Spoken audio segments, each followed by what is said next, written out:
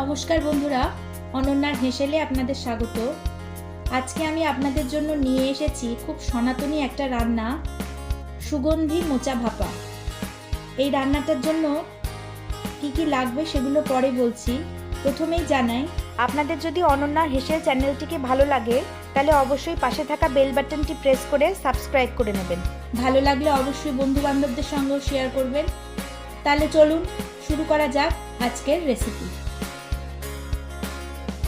সুগন্ধি মোচা ভাপা বানানোর জন্য প্রথমে আমাদের একটা মশলা তৈরি করে নিতে হবে।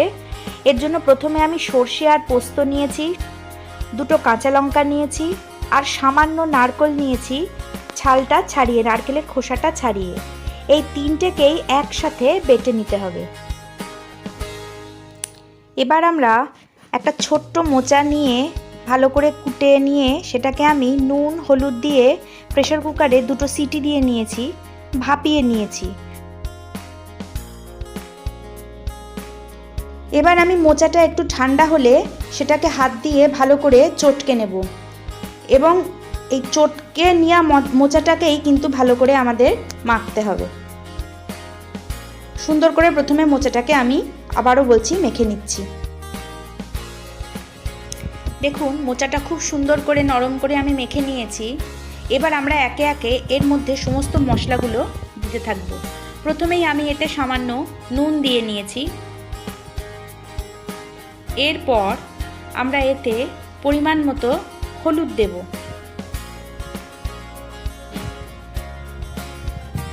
নুন আর হলুদ দেওয়ার পর আমরা এবার যে মশলাগুলো বেটে রেখেছিলাম, সেই সর্ষে পোস্ত আর কাঁচা লঙ্কা, এটা কিন্তু শিলে বাটা, এটা আমি এর সাথে পুরোটাই দিয়ে দেব।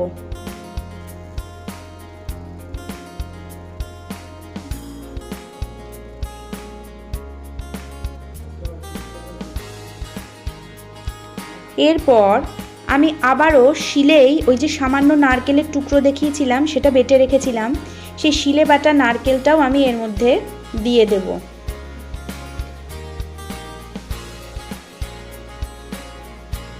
আমার কাছে সামান্য কিছু চিংড়ি মাছ থাকার কারণে এতে আমি 5-6টা চিংড়ি মাছও যোগ করেছি।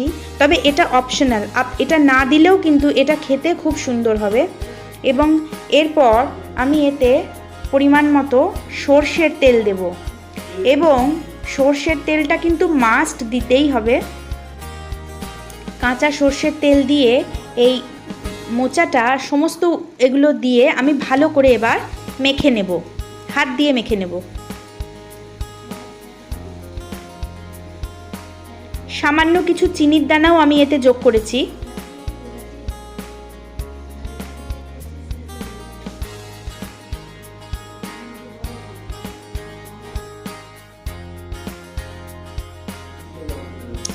সমস্ত মশলা দিয়ে এবার আমরা ভালো করে মোচাটা মেখে নেব। হাত দিয়ে ভালো করে সুন্দর করে মেশাতে হবে যাতে মশলা মাছ আর মোচার সাথে খুব ভালোভাবে মিশে যায়। এই সময় মাখতে মাখতে যদি মনে হয় কোনো মশলার আরেকটু লাগবে, সেই সময় দেবেন। আমি এখানে সামান্য নুন এবং হলুদ আবার যোগ করছি। রঙটা দেখে মনে হচ্ছে যে একটু হলুদ লাগবে আর সামান্য নুনও লাগবে। সেইটা দিয়ে আমি আবারও মশলাটা ভালো করে মেখে নিয়েছি এবং এই মেখে নিয়ে খানিকক্ষণ পর এটা কিন্তু খানিকক্ষণ আধ ঘন্টা চাপা দিয়ে রেখে দিতে হবে।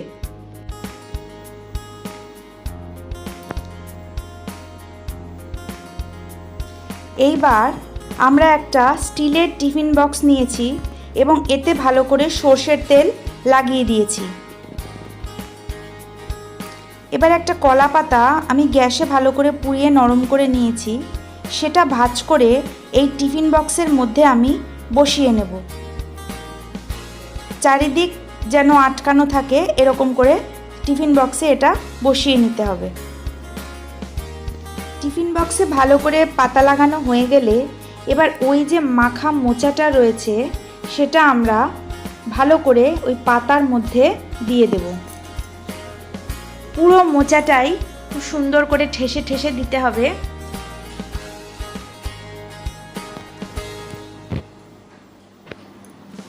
সমস্ত মোচাটা মাখাটা এর মধ্যে দিয়ে দেওয়ার পর এর উপর থেকে বেশ খানিকটা সর্ষের তেল আমি ছড়িয়ে দেব এবং 2টো কাঁচা লঙ্কা এখানে আমি দিয়ে দেব।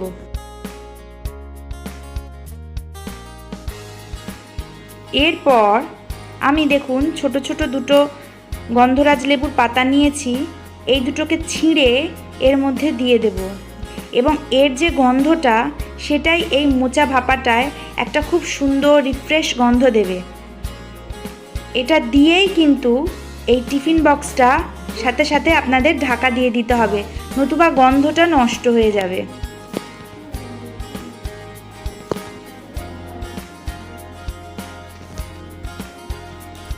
ইন্ডাকশানে আমি একটা পাত্রে করে জল বসিয়ে দিয়েছি।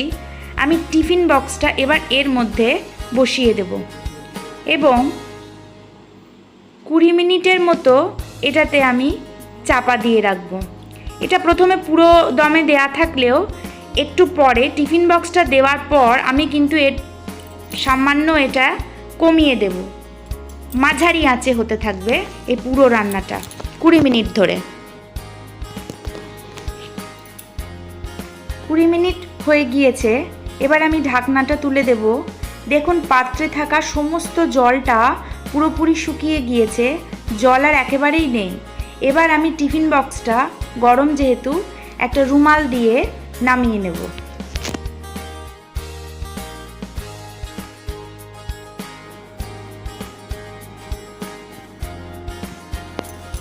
টিফিন বক্সটা নামিয়ে নেওয়ার পর মিনিট 5 পর এখনও খুব গরম, তবু আমি রুমালের সাহায্যে এর ঢাকনাটা খুলে ফেলব। আপনারা দেখতেই পাচ্ছেন সুগন্ধি মোচা ভাপা একেবারে রেডি এবং এর থেকে একটা খুব সুন্দর গন্ধ বেরোচ্ছে। এই রান্নাটা কিন্তু গরম ভাত দিয়েই খেতে খুব ভালো লাগবে।